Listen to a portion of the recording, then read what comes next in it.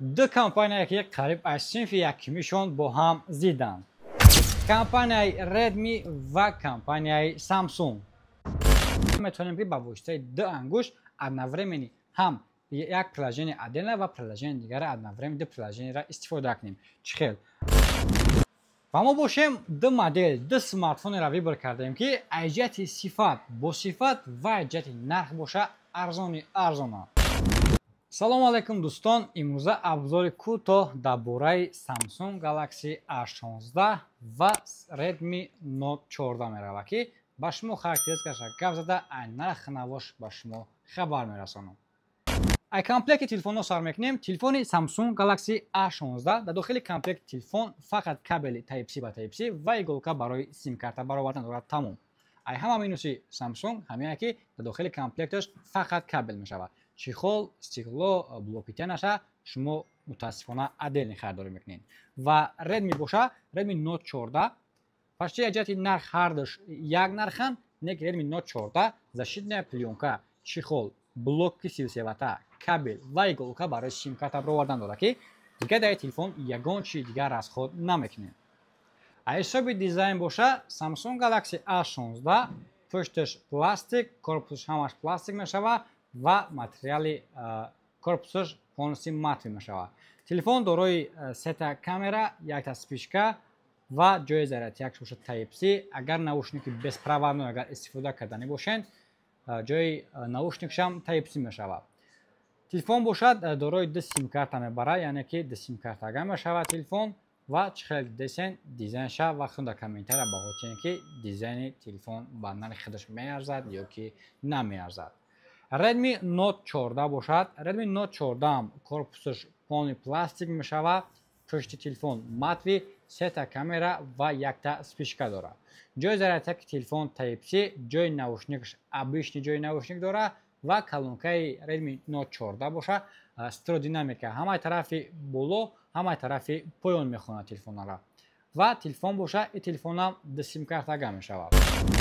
سامسونگ گالاکسی A16 تلفن اکرانش سوپر AMOLED 90 گرز плавный اکران تلفن کار میکنه. پروسسور تلفن медиатек Helio G99 میشود که کامera основнойش 50 مگاپیکسل، дополнительный دیم کامراش 5 مگاپیکسل، سومش 2 مگاپیکسل و سلفی کامراش باشه 16 مگاپیکسل میشود. باتریکای تلفن باشه 5000 میلی آمپر چاس. ایجاد باتریکاش استانداردی 5000 میلی آمپر چاس میشود. ردمی نوت 14 باشه تلفن ردمی نوت 14 اکرانش AMOLED 120 گرز تلفن плавный اکران کار میکنه.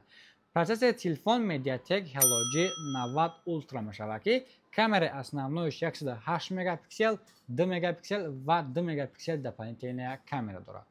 سلفی کامera تلفن باشه 16 مگاپیکسل. تلفن باتریکاش 5500 میلی آمپر چاس میشود که ایجاد باتریکا یگان تنقیصی نمیکشه.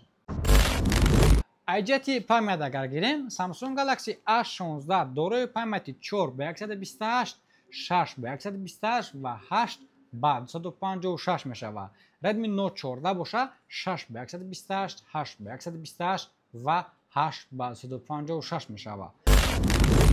یک فونکسیونی که قریب 95% شما این فونکسیون سامسونگ و ردمی را نمیدونستین. ما با شما نشان میدیم. تلفن سامسونگ گالاکسی A16 میتونیم که با واسطه دو انگشت از نوارمینی هم یک پلاژن ادنا و پلاژن دیگر از نوارم دو پلاژن را استفاده کنیم. چخیل ما داخل یگان پلاژن میشویم و با واسطه دو انگشت من طرف بالا میکشیم و میتونیم که یگان پلاژن دیگر در آمده از نوارمینی هر دوش را اپرات کنیم. چخیل این فونکسیون در سامسونگ A16 گیریم کنیم. داخل настройка میشویم. در داخل настройка дополнительные функции در آمده در اینجا رژیم нескольких окон выбор میکنیم و رژیم раздельный اکران گیرون میکنیم. با همین تمام میتونیم که استفاده کنیم. در ردمی نوت 14 باشه وقتی که ما یگان اسکرین شات میکنیم و همش اسکرین شات کردن نمیتونیم چخیل همه را اسکرین شات کنیم که همون تکست یا که همون настройка полностью اسکرین شات شود. برای مثال داخل настройка میشویم اسکرین شات میکنیم در اینجا знаки прокрутка نشه прокрутка را زیر میکنیم و دلخواه جای دلخواه ما میتونیم که اسکرین شات کرده полностью дар WhatsApp ё ки дар ягон чизи дига равон кунем. Ин буд тарзи полностью скриншот кардани экрани Redmi Note 14. ва аҷати нархош боша A16 4128 нархаш 11990 рубл. Redmi Note 14 боша 6128 тагаш 12990 рубл.